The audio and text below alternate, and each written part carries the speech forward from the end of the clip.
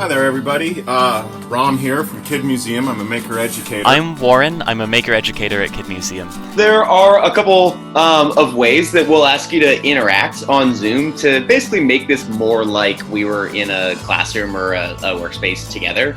So we did a Scratch story and a Scratch maze game. We did stop motion movies. And we did circuits.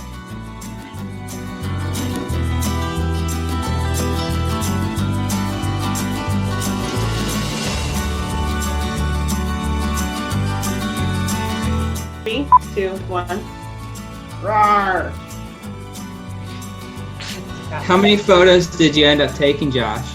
So 856. Wow. So one of the things that I wanted to create was a way to help people get their jobs back, but also to help keep people safe.